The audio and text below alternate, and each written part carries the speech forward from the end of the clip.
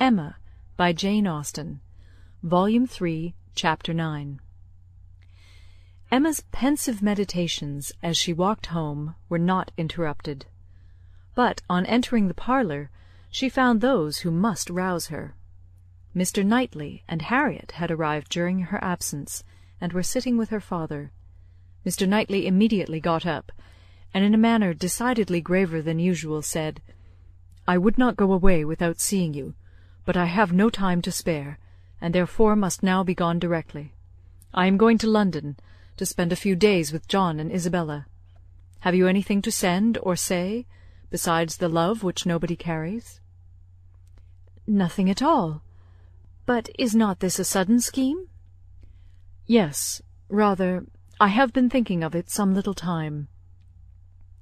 Emma was sure he had not forgiven her. He looked unlike himself. Time, however, she thought, would tell him that they ought to be friends again. While he stood, as if meaning to go, but not going, her father began his inquiries. "Well, my dear, and did you get there safely? And how did you find my worthy old friend and her daughter? I dare say they must have been very much obliged to you for coming. Dear Emma has been to call on Mrs. and Miss Bates, Mr. Knightley, as I told you before. She was always so attentive to them." Emma's colour was heightened by this unjust praise, and with a smile and shake of the head, which spoke much, she looked at Mr. Knightley. It seemed as if there were an instantaneous impression in her favour, as if his eyes received the truth from hers, and all that had passed of good in her feelings were at once caught and honoured. He looked at her with a glow of regard. She was warmly gratified, and in another moment still more so, by a little movement of more than common friendliness on his part. He took her hand. Whether she had not herself made the first motion she could not say. She might perhaps have rather offered it. But he took her hand, pressed it, and certainly was on the point of carrying it to his lips, when, from some fancy or other, he suddenly let it go. Why he should feel such a scruple, why he should change his mind when it was all but done, she could not perceive. He would have judged better, she thought, if he had not stopped. The intention, however, was indubitable, and whether it was that his manners had in general so little gallantry, or however else it happened, but she thought nothing became him more. It was with him, of so simple yet so dignified a nature. She could not but recall the attempt with great satisfaction. It spoke such perfect amity. He left them immediately afterwards, gone in a moment. He always moved with the alertness of a mind which could neither be undecided nor dilatory, but now he seemed more sudden than usual in his disappearance. Emma could not regret her having gone to Miss Bates, but she wished she had left her 10 minutes earlier. It would have been a great pleasure to talk over Jane Fairfax's situation with Mr. Knightley. Neither would she regret that he should be going to Brunswick Square, for she knew how much his visit would be enjoyed. But it might have happened at a better time, and to have had longer notice of it would have been pleasanter. They parted thorough friends, however. She could not be deceived as to the meaning of his countenance and his unfinished gallantry. It was all done to assure her that she had fully recovered his good opinion. He had been sitting with them half an hour, she found. It was a pity that she had not come back earlier.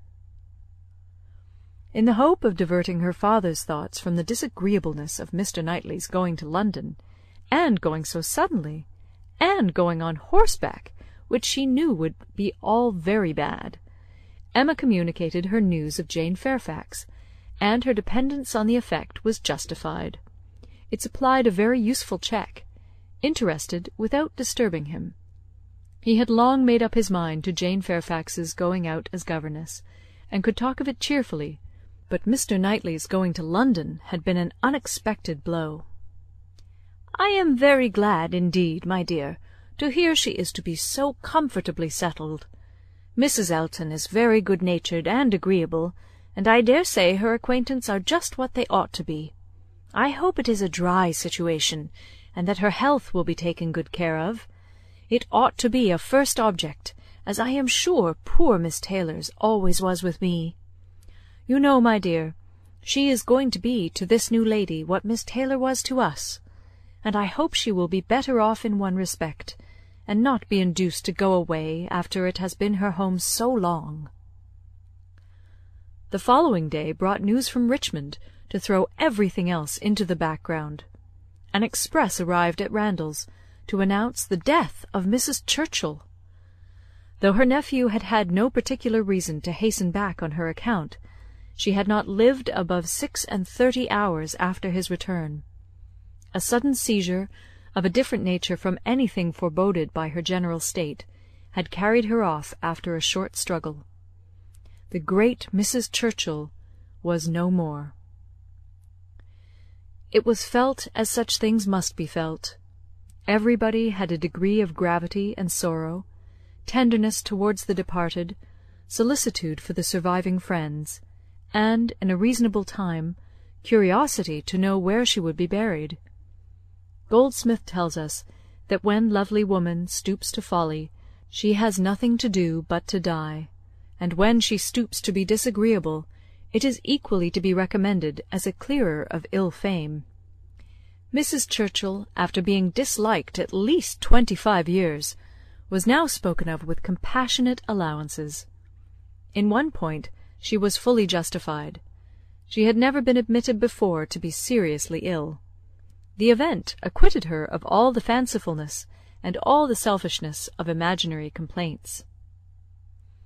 Poor Mrs. Churchill! No doubt she had been suffering a great deal, more than anybody had ever supposed, and continual pain would try the temper. It was a sad event, a great shock. With all her faults, what would Mr. Churchill do without her? Mr. Churchill's loss would be dreadful indeed. Mr. Churchill would never get over it. Even Mr. Weston shook his head and looked solemn, and said, "Ah, poor woman! Who would have thought it?" and resolved that his mourning should be as handsome as possible, and his wife sat sighing and moralizing over her broad hems with a commiseration and good sense, true and steady. How it would affect Frank was among the earliest thoughts of both. It was also a very early speculation with Emma. The character of Mrs. Churchill, the grief of her husband, her mind glanced over them both with awe and compassion, and then rested with lightened feelings on how Frank might be affected by the event, how benefited, how freed. She saw in a moment all the possible good. Now an attachment to Harriet Smith would have nothing to encounter. Mr. Churchill, independent of his wife, was feared by nobody, an easy, guidable man, to be persuaded into anything by his nephew. All that remained to be wished was, that the nephew should form the attachment, as, with all her goodwill in the cause, Emma could feel no certainty of its being already formed. Harriet behaved extremely well on the occasion, with great self-command. Whatever she might feel of brighter hope, she betrayed nothing. Emma was gratified to observe such a proof in her of strengthened character, and refrained from any allusion that might endanger its maintenance. They spoke, therefore, of Mrs. Churchill's death with mutual forbearance.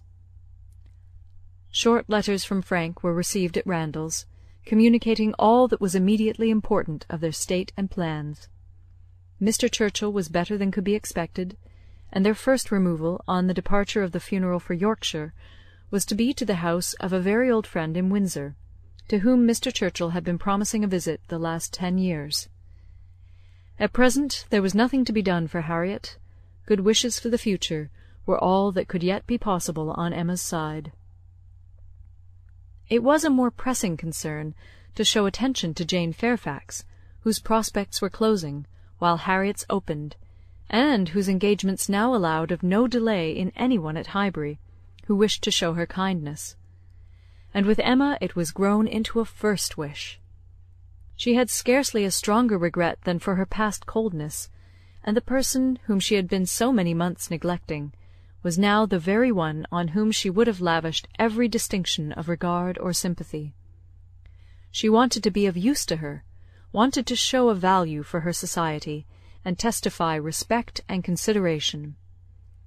She resolved to prevail on her to spend a day at Hartfield. A note was written to urge it. The invitation was refused, and by a verbal message.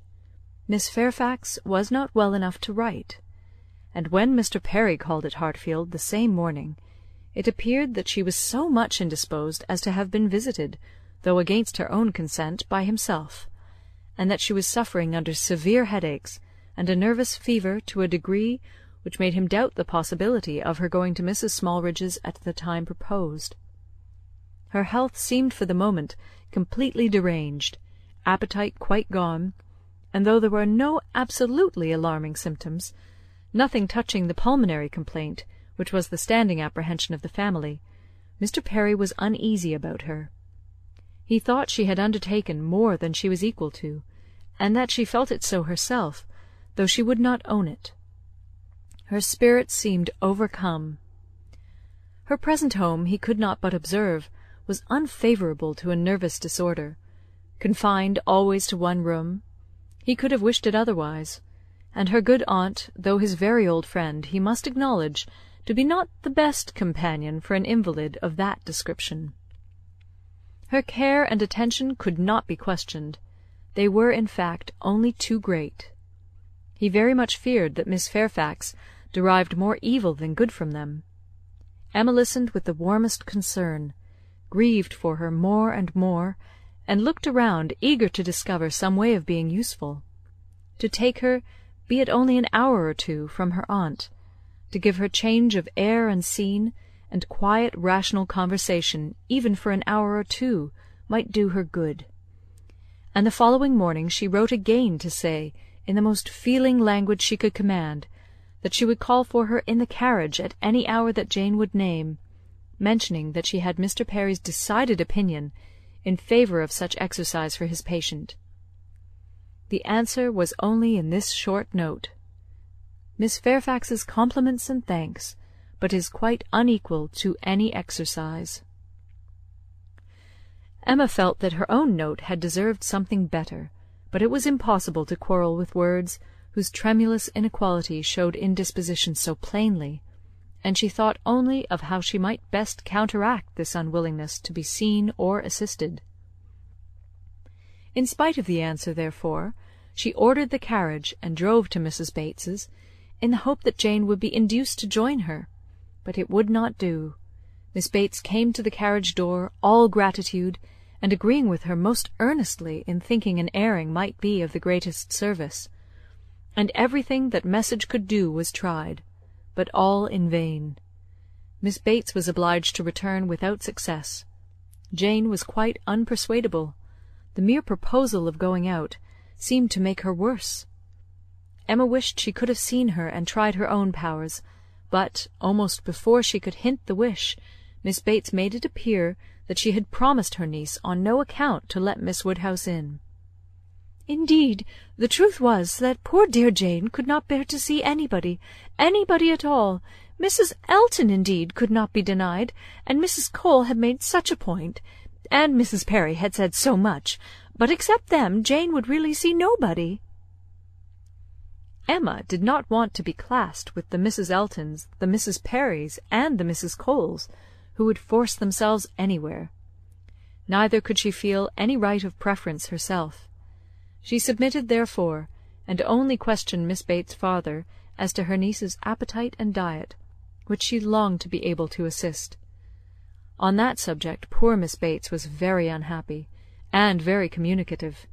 Jane would hardly eat anything. Mr. Perry recommended nourishing food, but everything they could command, and never had anybody such good neighbours, was distasteful. Emma, on reaching home, called the housekeeper directly to an examination of her stores, and some arrowroot of very superior quality was speedily dispatched to Miss Bates with a most friendly note. In half an hour the arrowroot was returned, with 1,000 thanks from Miss Bates, but dear Jane would not be satisfied without its being sent back. It was a thing she could not take, and moreover she insisted on her saying that she was not at all in want of anything. When Emma afterwards heard that Jane Fairfax had been seen wandering about the meadows, at some distance from Highbury, on the afternoon of the very day on which she had, under the plea of being unequal to any exercise, so peremptorily refused to go out with her in the carriage, she could have no doubt, putting everything together, that Jane was resolved to receive no kindness from her. She was sorry, very sorry. Her heart was grieved for a state which seemed but the more pitiable from this sort of irritation of spirits, inconsistency of action, and inequality of powers, and it mortified her that she was given so little credit for proper feeling, or esteemed so little worthy as a friend. But she had the consolation of knowing that her intentions were good, and of being able to say to herself that could Mr. Knightley have been privy to all her attempts of assisting Jane Fairfax, could he even have seen into her heart, he would not on this occasion have found anything to reprove. Chapter 9.